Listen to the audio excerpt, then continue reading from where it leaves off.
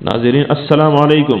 ناظرین، آج کی اس ویڈیو اور ایپیسوڈ میں آپ کو بتاؤں گا کہ مصطفیٰ سلجوقی ترکو کیسر الکیسی مغربی عیسائی حکمران اور صلیبی لشکر کے دین سے خط و خطابت کرتا رہا اور وہ ان کے لیے بہت زبردست قسم کے تحفے اور تحائف بیچتے رہے۔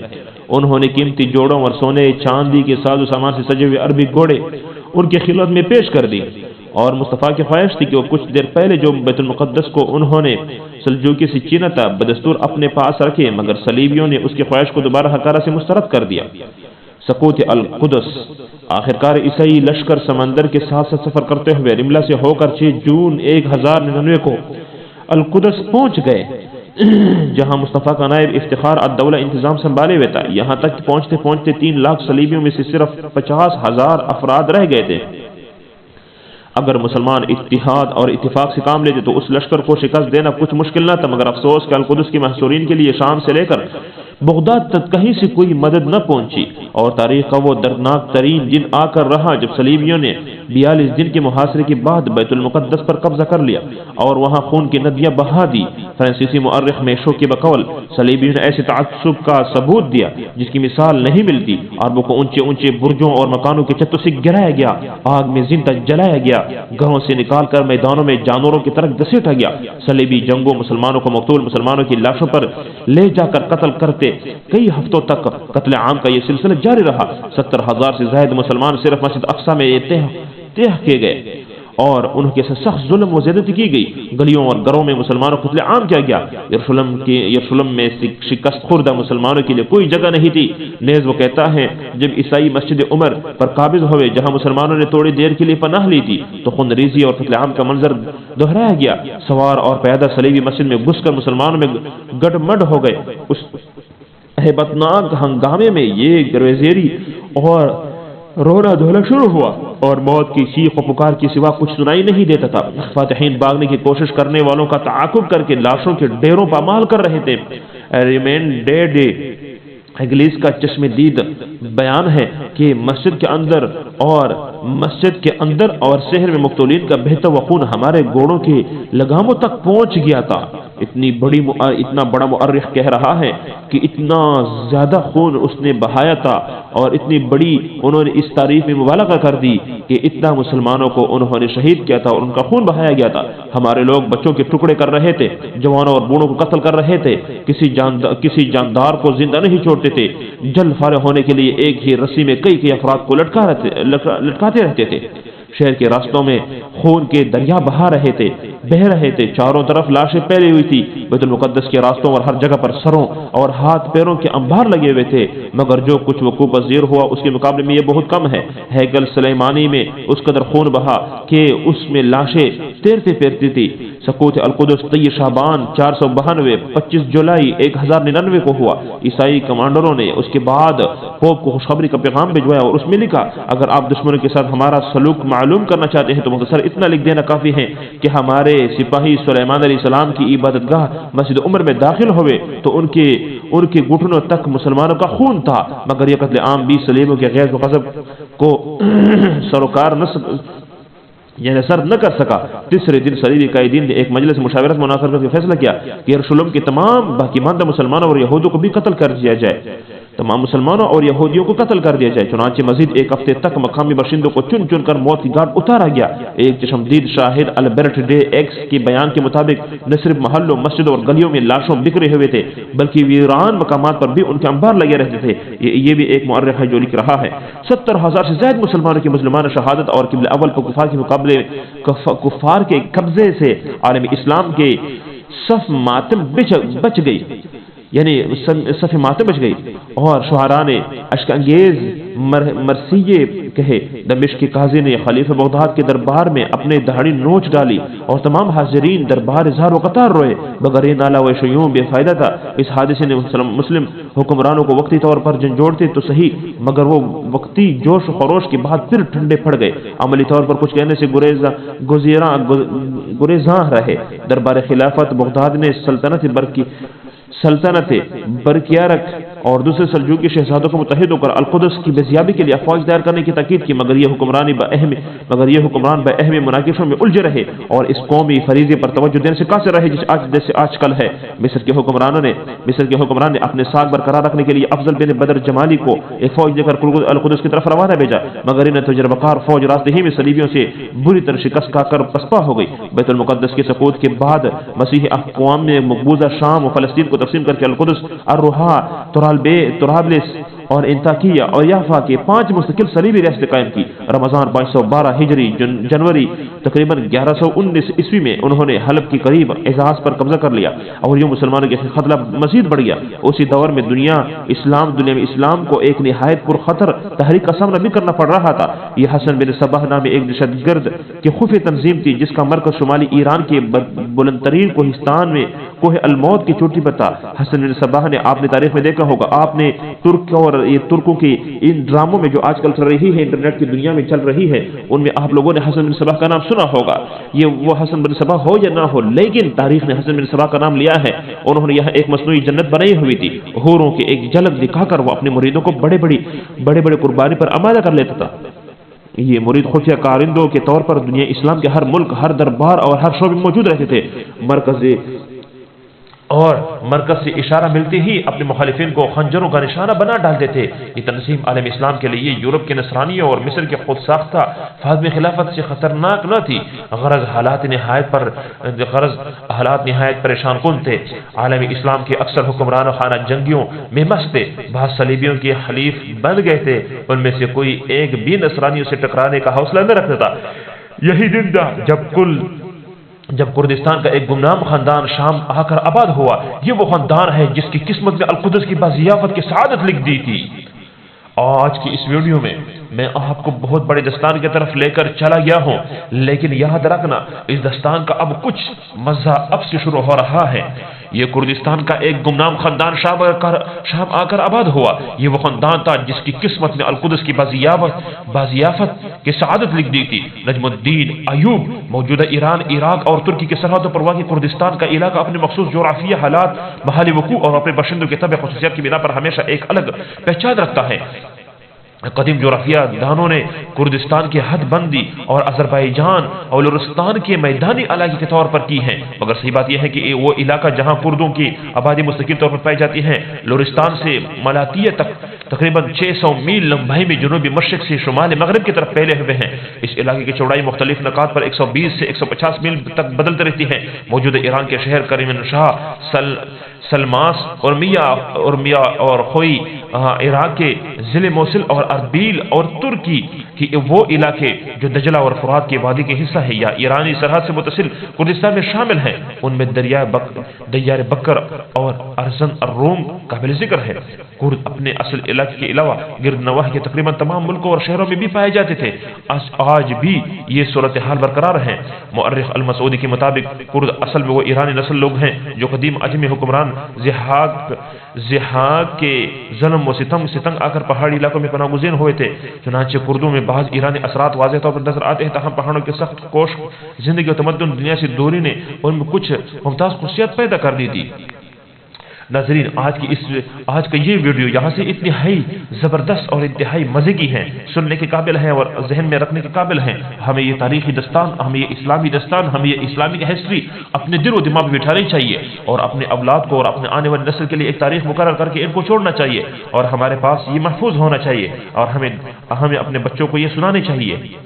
नाज़रीन, असल बात तो ये है कि लोग कुर्दिस्तान, ये जो कुर्द मैंने बताया है, जिनकी किस्मत में अल्लाह ताला ने अल-कुदस को फतह करना उनकी किस्मत में मुकद्दर में लिखा था कि ये लोग अल-कुदस को फतह करेंगे। उनका नाम जो मैंने नजमुद्दीन अयूब लिखा है, यह आपको बताया है, तारीख में नजमुद्दीन अयूब लिखा है। इसका नाम सिर्फ और सिर्फ अयूब, जो बाद में नजमुद्दीन के लक़ब से मशहूर हुआ, नजमुद्दीन अयूब कहलाया। एक होशियार, मुतहम्मिल मिजाज और दुरानदेश नौजवान था। लोग कहते हैं कि इनका असल ताल्लुक वो एक अरब कबीले से हो सकता है। कबल अज इस्लाम ये अरब कबीले से कहा जाता है और ये लोग अजम के साथ करीब रहकर मुअर्रिखीन ने इन दोनों के दरमियान तमीज़ करने को मुश्किल करार दिया है कि ये अरबी थी या अजमी, लेकिन अरब मुअर्रिखीन ने दूसरे को ज़्यादा तरजीह दी है कि ये अरब बुद्दू की तरह एक किस्म के लोग थे। اور یہ بہت ہی سادہ مزاج لوگ تھے، ہوشیار لوگ تھے۔ یہ متحمل مزاج اور دور اندیش نوجوان تھا۔ تقریر کی قلہ داری کا عہد سنبھالتے ہوئے اس کی وہم و گمان میں بھی یہ نہ تھا کہ تقدیر خداوندی اس کے خاندان سے اتنا بڑا کام لینے کا فیصلہ کر چکے ہیں جس کی تذکرہ قیامت تک گونجتے رہے گی، اور مؤرخین تاریخ کا وہ باب نہایت سرمستی کے ساتھ تحریر کرے گا جس میں اس کی اولاد کے شمشیروں سے صلیبیوں کے صفحے درہم برہم ہوتے نظر آئے گی۔ شام کی سیاسی صورتحال کئی برس سے گزر گئے۔ تقریت کے قلعے میں نجم الدین ایوب نہایت تشویش کی نگاہ سے اس ہنگامی محشر کا نظارہ کر رہا تھا جو شام کے ساحل پر بیپا تھا۔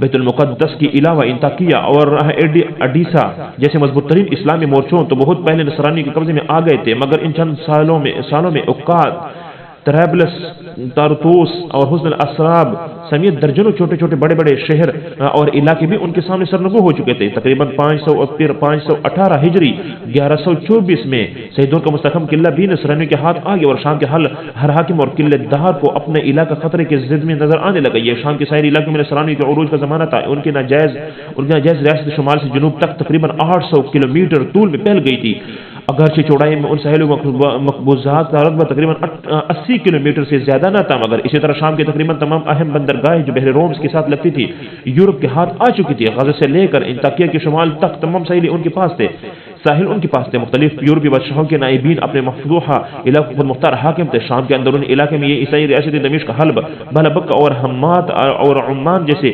اسلامی شہروں بالمقابل آ چکے تھے اور ان کی ریاست حد بندی اسی طرح تھی۔ انطاکیہ یہ ریاست بحر روم کے ساحل پر لمبائی پر ٹوموس سمراغات کے شمال تک اور چوڑائی میں حلب اور حماد کی اسلامی شہروں تک پھیلی ہوئی تھی۔ قلعہ اسارب، امامیہ اور معرہ اس کے اہم علاقے تھے۔ لاذقیہ کے اہم بندرگاہ بھی اس کا حصہ تھا۔ طرابلس لبنان اور ساحل سمندر کے درمیان ایک پٹی کی شکل میں واقع ہے۔ مراعات، کرک، حبیل اور ترتوسا کی علاقے مشتمل تھے۔ اس کے شمال میں انطاکیہ اور جنوب یروشلم القدس کی ریاست تھی۔ القدس سرزمین بیت المقدس کو یروشلم کا نام دے کر ایک الگ ریاست بنا دیا گیا تھا جو فلسطین، لبنان، شام کے اہم علاقوں سے لے کر اردن اور بحر مردار تک پھیلے ہوئے تھی۔ بیروت، سیدا، کیسارا، ارسوف اور یافا سے لے کر مصر کے سرحدی علاقے اسقلان بھی اس کے تحت تھا۔ الروحا، ان تمام ریاستوں کے شمال میں روحا ریاست تھی، اور اس کے بعد بعض مؤرخین نے یہ بھی لکھا ہے کہ روحا یہ اڈیسا کا مزداق اعزاز کو قرار دیا ہے جو حلب کے شمالی علاقے تھا، مگر یہ درست نہیں ہے۔ اصل میں الروحا شمالی حران کا وہ شہر ہے جسے بزنطینی رومیوں نے آباد کیا تھا، یہ نہر بلیغ کے منافی کے پاس ہے۔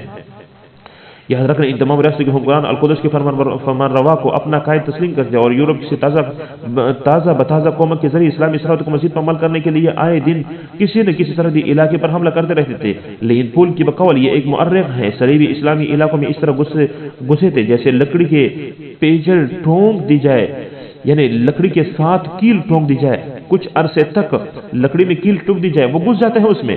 کچھ عرصے تک یوں لگتا تھا کہ یہ کیل اسلامی سلطنتوں کے درختوں اسلامی سلطنت کے درختوں کی پرہچے اڑا دے گی۔ نجم الدین ایوب کو یقین تھا کہ اگر دربار خلافت اور سلجوقی بادشاہت نے صلیبی جراحیت کی اس طوفان کے لہر کا رخ بر وقت نہ پھیرا تو صلیبی کو دریائے دجلہ عبور کرنے میں زیادہ عرصہ نہیں لگے گا۔ تاہم دربار خلافت کے حالات عالم اسلام درپیش بیرونی خطرات کے تحفظ کے حوالے سے نہایت مایوس کن تھی۔ سلجوقی بادشاہ کچھ عرصے پہلے تک مسلمانوں کی سطوت اور ہیبت کا نشان تھے، بہت ہی خطرناک طریقے سے اور بری طرح آپس میں گوتم گت تھے، اور الفر اسلان اور ملک شاہ جیسے اولوالعزم حکمرانوں کے دو بڑے وارث سلطان مسعود اور سلطان محمود ایک نہ ختم ہونے والی کشمکش اقتدار میں مشغول تھے۔ یہ کینچا تانی 525 میں اس وقت رکی جب سلطان محمود دنیا سے رخصت ہوا، مگر اب سلطان مسعود کو اپنا چچا سلطان سنجر سلجوق، جو آج کل تم لوگ نام اس کا سن رہے ہو، کہ جنگیری سے خطر لائق ہو چکا تھا، جو وسط ایشیا اور خراسان کے ایک وسیع علاقے کا حکمران تھا، اقتدار کی ان معرکوں کے درمیان بغداد کے خلیفہ مستر شد باللہ نے بڑی پامردی سے اپنے مقبوضات کا دفاع کیا اور ہر موقع پر خلافت کے بچی کچی آن بان کو قائم رکھا۔ ان سیاسی چپکلشوں یعنی سیاسی ان تمام چالوں کو اور ان طریقوں کو اور ان طرز و انداز کے دوران کسی کے پاس اتنا وقت نہ تھا کہ وہ شام کے ساحل سے پورے عالم اسلام پر چاہتے ہوئے صلیبی خطرے کو قابل توجہ سمجھتا۔ ان حالات میں نجم الدین ایوب جیسے دردمند مسلمانوں کو کسی سے امید تھی تو وہ بصرہ اور واسط کا والی عماد الدین زنگی تھا جو فرنگیوں کو کئی معرکوں میں شکست دے چکا تھا۔ اس کی بہادری کی داستان عراق اور شام کے ہر فرد کی زبان پر تھی۔ آگے عمادالدین زنگی کے متعلق کچھ باتیں بتاؤں گا۔ سقوط القدس کی بات تقریباً جب سقوط القدس ہوا، یعنی القدس جب صلیبیوں کے قبضے میں آیا، تقریباً 40 سال تک عالم اسلام پر شدید جمہوریت رہا تھا۔ پھر پرے کا یک یعنی جب مستقل طور پر یہ ساکت لہروں میں اضطراب پیدا ہوا اور عمادالدین زنگی کی شکل ایک چٹان عالم اسلام کی دفاع کے لیے ابھر آئی۔ عمادالدین زنگی کے پے در پے حملوں نے عیسائی فاتحین کی دماغ تمام اسلامی دنیا کو زیر نگی کرنے کا خیال نکال دیا، اور وہ فلسطین اور شام کے مقبوضات کی دفاع ہی کو اپنی بڑی کامیابی سمجھنے لگی۔ عمادالدین زنگی کا باپ ستر ملک شاہ سلجوقی کا معتمد ترین غلام تھا۔ ملک شاہ نے اسے قسیم الدولہ کا خطاب دیا تھا۔ وہ نہایت شریف، دلیر اور بیدار مغز انسان تھا۔ ملک شاہ نے اسے حلب کا حاکم بنایا تو اس کے عدل اور انصاف کی ہر طرف تعریف ہوئی۔ اس نے مسل اور دیار بکر کو بھی ملک شاہ کے جانشین سلطان برگیارک کے لیے مسخر کیا۔ اس کے زیر انتظام علاقے کا امن امان مثالی تھا۔ قافلوں کے راستے نہایت محفوظ تھے۔ لوگ بالکل آرام اور سکون کی زندگی گزار رہے تھے۔ 1095 عیسوی میں آ کے ستر سلجوق بادشاہ سے وفاداری کرتے ہوئے قتل ہو گیا۔ اس وقت اس کا بیٹا عمادالدین صرف 10 سال کا تھا۔ آگے ستر ایک دوست کارابوکا نے، جو کہ موصول کا حاکم تھا، اس یتیم بچے کی پرورش کی، یہاں تک کہ یہ بچہ ایک بہت بڑا جوان بن کر موصل کی فوج میں بہادری کے جوہر دکھانے لگا۔ اس کی غیر معمولی قابلیت مشہور ہوتی چلی گئی۔ کارابوکا کے بعد موصل کے جتنی بھی حاکم تبدیل ہوئے، سب عمادالدین زنگی کی جرأت اور مارکہ دانی کو سراہا۔ پھر سلطان محمود سلجوقی کے دربار سے وابستہ ہو گیا، جس نے اس کی صلاحیت دیکھتے ہوئے 518-1124 اسے واسط اور بصرہ کا جاگیردار بنا دیا۔ یہاں ایک سردار کی حیثیت سے اس نے خوب شہرت حاصل کی۔ پھر سلطان نے اسے اپنے شہزادوں کا خاص استاد مقرر کر دیا، جسے اتالیق یا اتابک کہا جاتا تھا۔ یوں عمادالدین زنگی اتابک کے لقب سے مشہور ہوا۔ اس نے سلجوق بادشاہ کی خدمات انجام دیتے حیرت ناک کارنامے انجام دیے۔ 520-1126 میں سلطان کے خلیفہ بغداد سے عمادالدین زنگی نے بغداد کے افواج سے واسط کو بڑی خوبی کے ساتھ بچایا۔ یہاں نہیں بلکہ اس نے بغداد پر اس زور اور طاقت سے جوابی حملہ بھی کیا کہ خلیفہ مصالحت پر آمادہ ہو گیا۔ اس وقت نے سلطان کی نظر زنگی کا رتبہ بہت بڑھ گیا۔ اس نے اسے بغداد کا منتظم اعلیٰ بنا دیا۔ 521-1127 میں سلجوق بادشاہ کے ماتحت موصل کا حاکم امیر برس کی فوت ہو تو سلطان محمود کو عمادالدین زنگی اس عہدے کے لیے موزوں لگا، چنانچہ اسے موصول اور دیگر علاقوں کا حاکم بنائے۔ یہ موصول کی دولت عتابیہ کا آغاز تھا۔ صلیبی خطرے کا ادراک عمادالدین زنگی صلیبیوں کے خطرے کے پوری شدت سے محسوس کر رہا تھا کہ صلیبیوں سے خطرہ ہے، کوئی نقصان ہمیں نہ پہنچائے۔ ادھر الجزیرہ، کردستان اور شام کی چھوٹی مسلم ریاستوں کے خانہ جنگیوں کے بحث مسلمانوں کی طاقت منتشر ہو رہی تھی، اور اس طوائف الملوکی کو ختم کیے بغیر صلیبیوں سے بھرپور مقابلہ ممکن نہ تھا۔ چنانچہ عمادالدین زنگی نے موصل کی نظام حکومت کو مضبوط کر کے ان کے بکھرے ہوئے آزاد ریاستوں کی طرف پیش قدمی کی، جن کی طاقت مسلمانوں سے لڑنے میں صرف خرچ ہو رہی تھی اور صرف ہو رہی تھی۔ اس نے نصیبین، سنجار اور خابور جیسے شہروں پر قبضہ کر کے اپنے عملداری شام کی سرحدوں سے ملا دی۔ 523-1129 میں وہ دریائے فرات پر عبور کر کے عیسائی مقبوضات کے راہ میں حائل مسلم ریاستوں کی طرف بڑھا۔ حسن، بزاغہ، حماد، حلب اور حمص جیسے اہم شہر کے بعد دیگر اس کے سامنے سرنگو ہوتے چلے گئے۔ اب وہ عیسائی آمنے سامنے آ چکے تھے۔ 524-1130 میں اس نے فرنگیوں کے مضبوط ترین علاقے حسن اصارے پر حملہ کر دیا۔ ایک خونریز جنگ کے بعد فرنگیوں کو شکست فاش دے کر قلعے کو منہدم کرا دیا، تاکہ آئندہ نصرانیوں کو یہاں قدم جمانے کا موقع نہ ملے۔ نصرانیوں کا دوسرا اہم قلعہ حرام تھا، جس کے والی نے صلح کی درخواست کی۔ عمادالدین زنگی کی فوج بہت زیادہ تک چکی تھی، اس لیے اس نے حرم کے سالانہ نصف آمدنی اصول کرنے کے معاہدے پر صلح قبول کر لی۔ عمادالدین زنگی کے ان فتوحات سے حلب، حماد اور گرد نواح سے بہت شہر نصرانیوں کے مظالم سے محفوظ ہو گئے۔ ان علاقے کے عوام نے مدتوں بعد سانس لی۔ عمادالدین زنگی کے ان مہمات کے بعد اس کے عقائب ولی نعمت سلطان محمود سلجوقی کا انتقال ہو گیا۔ انا للہ و انا الیہ راجعون۔ اس کے دوسرے بھائیوں میں خانہ جنگی کا ایک نیا سلسلہ شروع ہو گیا، جس میں عمادالدین زنگی کو بھی حصہ دار بننا پڑا۔ راہ جہاد کے دو مسافر مشیت الہی نجم الدین ایوبی کو عمادالدین زنگی سے ملانا طے کر لیا تھا۔ یہ ملاپ اس لیے ضروری تھا کہ اس سے ایک نئی کہانی وجود میں آنے والی تھی، جو کہ بہت بڑی ہے۔ کہانی کیا تھی؟ چلیے سنتے ہیں۔ سلطان محمود سلجوقی کی موت کے بعد 526-1132 میں عراق اور خراسان کی سیاست پر سلطان سنجر سلجوقی پوری چھا گیا تھا۔ اس نے سلطان مسعود کو شکست دے دی اور بغداد کو تابع رکھنے کے لیے عماد الدین زنگی کو دعوت دی کہ وہ بغداد کے منتظم اعلیٰ کی حیثیت سے وہاں پہنچے۔ چونکہ یہ سب کچھ خلیفہ کی مرضی کے خلاف تھا، اس لیے اس نے عماد الدین زنگی کو روکنے کی تیاری کر لی۔ 27 رجب 526 13 جون 1132 کو عماد الدین زنگی اور بغداد کے افواج میں بڑی خونریز جنگ ہوئی۔ عماد الدین زنگی کے ساتھ بنو اسد کے سردار 20 بنے صدقہ کے جنگو بھی تھے، جو لشکر کا اہم ترین حصہ تھے۔ جنگ زوروں پر تھی کہ دبیز بن صدقہ میدان چھوڑ کر بھاگ نکلا۔ دیگر عمراء بھی اس کے پیچھے ہو لیے۔ عماد الدین زنگی میدان میں تنہا رہ گیا اور اپنی عادت کے مطابق جم کر لڑتا رہا، مگر جب اس کے ساتھی بہت کم رہ گئے تو اسے پسپائی اختیار کرنا پڑی۔ اس نے بڑی شکستگی کی حالت میں موصل کا رخ کیا۔ راستے میں چند منازل طے کرنے کے بعد اسے ساتھیوں کا تھکن برا حال ہو چکا تھا، وہ مزید سفر کے قابل نہیں تھے۔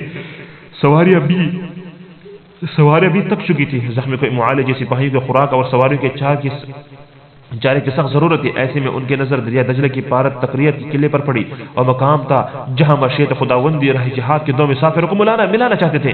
قلعہ دار نجم الدین ایوبی دریا کے کنارے ٹہرنے والی اس تباہ حال فوج کی درماندی اپنی آنکھوں سے دیکھ رہا تھا۔ عام حالات میں شاید وہ اتنی آسانی سے کسی کو پناہ نہ دیتا، مگر جب اسے معلوم ہوا کہ یہ عماد الدین زنگی کا قافلہ ہے تو اس نے قلعے کا دروازہ کھول دی۔ دریائے دجلہ پر کشتیوں کا پل بنا کر اس نے زنگی کے سپاہیوں کو اس طرف اتارا۔ مسافروں کے لیے خوراک اور سواریوں کے لیے چارے کا فوری بندوبست کیا۔ زخمی کے علاج معالجے کا بہترین انتظام کیا۔ عماد الدین زنگی 15 دن تک وہاں ٹھہرا رہا۔ نجم الدین ایوب اس کی خدمت گاری کے لیے مستعد رہا۔ جب اتابک زنگی وہاں سے موصول روانہ ہوا تو اس کے دل میں نجم الدین کے لیے بڑی جگہ بن چکی تھی۔ زنگی کی نہایت مہمات ان دنوں زنگی کی زیادہ تر توجہ عراق کی سیاست پر تھی، کیونکہ ان دنوں خلیفہ مسترشد باللہ سے سلجوقی کی کشمکش وقت سے جاری تھی۔ لہذا خود زنگی بھی بعض مہمات میں بغداد کے خلاف سفرا ہوا تھا، تاہم بعد میں اس نے خلیفہ سے صلح کر لیا اور مرکز خلافت کا حسب سابق احترام کرنے لگا۔ خلیفہ مسترشد باللہ کے دور عماد الدین کو فیرنگی کے مقابلے کے لیے کوئی نئی مہم شروع کرنے کا موقع نہ مل سکا، البتہ وہ کردستان میں اپنے سرحدوں کو وسیع کرتا رہا۔ 528 میں 1134 میں کردوں کے کئی علاقوں پر قابض ہو گیا۔ دمشق کا حاکم اسماعیل بن بوری شمس الملوک اپنے حکومت کی کمزوری کے باعث فرنگیوں سے خوفزدہ تھا۔ اس نے زنگی کو خود دمشق پر قبضے کی دعوت دی۔ چنانچہ زنگی نے دمشق پر حملہ کیا، مگر شمس الملوک کے درباریوں نے دمشق کو زنگی کے حوالے کرنے سے انکار کر دیا۔ اختلاف اتنا بڑھ گیا کہ حاکم دمشق اپنے لوگوں کے ہاتھوں قتل ہو گیا۔ نئے حاکم کے نائب معین الدین انز نے شہر کا دفاع شروع کر دیا۔ زنگی محاصرے کیے رہے، مگر پھر خلیفہ مسترشد باللہ کی طرف سے صلح کے دباؤ پر اس نے یہ مہم ترک کر دی۔ نجم الدین پر بہروز عتاب۔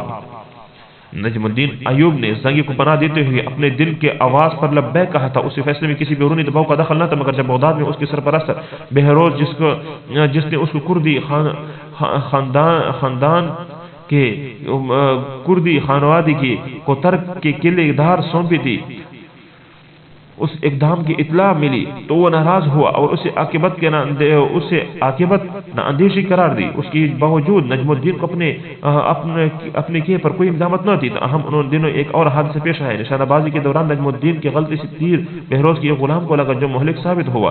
نجم الدین کی اس واقعے سے سخت ندامت ہوئی۔ بہروز کے لیے یہ بھی بہت تکلیف دہ تھی، مگر چونکہ ایسا بلا قصد ہوا تھا اس لیے رعایت کی گنجائش نکل آئی۔ یاد رکھنا اگلی جو بات میں آپ کو بتانے والا ہوں، چونکہ تقدیر الہی میں اس کردی خاندان اور زنگی خاندان کے راستے ایک طے ہو چکے تھے، اس لیے کچھ عرصے بعد ایک ایسا واقعہ پیش ہے کہ نجم الدین کو سب کچھ چھوڑ چھاڑ کر موصل کی راہ اختیار کرنا پڑا۔ نجم الدین ایوبی کے صبر تحمل کے برعکس اس کے چھوٹے بھائی شیرکو میں جوش عنصر غالب تھا۔ ایک دن اس نے شہر کی کسی بدخماش افسر کو جان سے مار ڈالا۔ اس افسر نے کسی لڑکی کو چھیڑا تھا۔ لڑکی نے آ کر شیرکو سے فریاد کی، غضب نہ ہو کر اس افسر کی تلاش میں نکلا، اسے نیزے کی وار سے موقع ہی پر ہلاک کر دیا۔ کہا جاتا ہے کہ مقتول نصرانی تھا۔ اس نے شیرکو سے بےہودہ گوئی بھی کی تھی۔ اسی دور میں مسلمانوں کے سیاسی و اخلاقی تنزل کے باوجود خود افسر تو کو جا حاکم بھی عدالت کی گرفت سے آزاد نہیں تھے، اس لیے شیرکو کے ہاتھوں اس ماورائے عدالت قتل پر حکومت نے باز پرس کی۔ خوج نجم الدین ایوبی اس معاملے میں بھی اپنے بھائی سے ناراض تھا، اس نے خون بہا دینے میں بھی بھائی کی مدد سے انکار کر دیا۔ وہ شکایت کر کے تمام صورتحال بغداد میں اپنے والی مجاہد الدین بہروز کو لکھ بھیجی۔ مجاہد الدین بہروز کو سخت رنج ہوا، اس نے لکھا تمہارا باپ کا مجھ پر احسان ہے، اس لیے میں تم دونوں بھائیوں سے سخت برتاؤ کرنا پسند نہیں کرتا، تمہارے لیے بہتر یہی ہے کہ تقریت سے نکل جاؤ۔ چنانچہ ایوب کے ہاں یوسف کی ولادت ہوئی۔ 9 ماہ ہوئی کہ نجم الدین کی اہلیہ امید سے تھی۔ اسی دوران اس نے ایک عجیب خواب دیکھا، کوئی کہہ رہا ہے کہ بلا شبہ تیرے شکم میں اللہ کی ایک تلوار ہے۔ ادھر نجم الدین ایوب اور اس کا بھائی اب تقریت سے نکل کر اپنی منزل کہیں اور تلاش کرنے پر مجبور تھے۔ وہ عہدے سے معزولی کا حکم نامہ وصول کرنے کے بعد اپنا ساز و سامان لپیٹ کر نہایت دل شکستہ کے عالم میں کسی نہ معلوم ٹھکانے کی طرف روانہ ہونے کو تیاری کر رہے تھے۔ انہیں ایک خوشخبری ملی، گھر میں ایک بچے کی ولادت ہوئی۔ عام حالات میں یقیناً سب چہروں میں خوشی گلنا کر دینے والی نوید تھی، مگر یہاں نجم الدین ایوب کا غم اس کی مسرت پر غالب تھا۔ اس کی سرکاری نوکری ختم ہو چکی تھی، منصب چن چکا تھا، سال ہر سال کی کوشش اور محنت سے حاصل کردہ مقام خاک میں مل گیا تھا، خاندانی وقار پامال ہو چکا تھا۔ ایسے میں کوئی اچھی سے اچھی خبر کی بھی اسے خوشخبر نہیں کر سکتے تھے۔ اس نے مایوسی کے عالم میں اس بچے کو اپنے منحوس تصور کیا جس کی آمد پر اسے اپنے گھر سے بے گھر ہونا پڑ رہا تھا۔ اس پریشان کن خیالات کا اظہار اس کے چہرے سے ہو رہا تھا۔ اس کی حالت یہ دیکھ کر اس کے کاتب نے کہا اجازت ہو تو کچھ عرض کرو۔ نجم الدین نے اس بات میں جواب دی کہ تو بول جو کچھ بولنا ہے۔ معلوم ہوتا آپ اس بچے کی ولادت کو مبارک تصور کر رہے ہیں، مگر جو ہوا اس میں بھلا بچے کا کیا قصور ہے؟ یہ تو اللہ کی تقدیر تھی، اور یہ بھی تو ہو سکتا ہے کہ بچہ کل ایک بہت بڑا بادشاہ بن جائے جس کے ساری دنیا میں شہرت ہو۔ غمزدہ نجم الدین ایوب اس بہلاوے سے کہاں بہلتا؟ اس نے اس جملے کو محض ایک مذاق خیال کیا، البتہ اب اس سے بچے پر پیار آنے لگا۔ غیب کا عالم اللہ کے سوا کسی کو نہیں، اس کے سوا کون جانتا تھا کہ اس بچے کو دنیا کی تاریخ چند عظیم الشان فاتحین کے صف میں جگہ ملنے والی ہے۔ کسی خبر تھی کہ یہ اسلام کا وہ سپوت ثابت ہوگا جس کے کارناموں پر مسلمان کو ہمیشہ فخر رہیں گے۔ انشاءاللہ میرے دوستوں، بھائیوں اور ناظرین، عظیم ناظرین، میں آپ کے ٹائم کو ضائع کرنے کی کوشش بالکل بھی نہیں کر رہا۔ انشاءاللہ اگلے دن میں آپ کو بتاؤں گا کہ وہ بچہ کون تھا اور بچہ کیسے اپنے پرورش پا چکا اور اس بچے نے کیا کچھ کارنامے سر انجام دیے۔ اگلی ویڈیو میں آپ میرے ساتھ رہیے گا۔ آج کی تاریخ کی ابتدا ہے، اس لیے میں ذرا میں آپ کو جلدی یہ ساری باتیں سنا رہا ہوں۔ آج کے بعد یعنی جب یہ اصل دستان کے اندر ہم گھسیں گے تو انشاءاللہ آہستہ آہستہ آرام سے ایک ایپیسوڈ اور ایک ہسٹری آپ کے سامنے میں آرام سے ذکر کرتا چلوں گا، تاکہ آپ کو ایک چیز اور ایک ہسٹری اور ایک مسلم ریاستوں سے آپ باخبر رہے اور آپ اپنے القدس جیسی مبارک سرزمین یروشلم اور بیت المقدس کو فتح کرنے کی طرف آپ کو بڑھاتا رہوں گا، یہاں تک کہ آپ کے دل اب بالکل بےتاب ہیں کہ کب بیت المقدس القدس یروشلم کب فتح ہوگا۔ اور قریب میں آپ کو اس کی طرف لے کر جا رہا ہوں۔ آج اس بچے کے پیدائش ہوئی ہے، اگلی ویڈیو میں کل انشاءاللہ اس کی پوری ہسٹری میں آپ کے سامنے بیان کروں گا۔ آپ میرے ساتھ رہیے گا۔ اگر آپ کو میری باتیں پسند لگتی ہو تو آپ میرے چینل کو سبسکرائب کیجیے گا، اپنے ساتھ اس کو محفوظ کر لیجیے گا اور دوستوں تک شیئر کیجیے گا۔ آپ کو مسلم ہسٹری، اگرچہ میں ابھی تیز بول رہا ہوں، مجھے پتہ ہے کہ آپ کو تھوڑی سی دقت محسوس ہوگی، لیکن انشاءاللہ اگلے چند ویڈیو میں آپ میرے ساتھ مانوس ہو جائیں گے اور میں انشاءاللہ اپنی سپیڈ کو کم کر دوں گا۔ انشاءاللہ آپ خوش ہوں گے اور آپ انتہائی مزے سے اس بات کو سنتے رہیں گے۔ ملتے ہیں انشاءاللہ اگلی ویڈیو میں، تب تک میں آپ سب سے اجازت چاہتا ہوں۔ اپنا بہت سارا خیال رکھیے گا۔ اللہ حافظ۔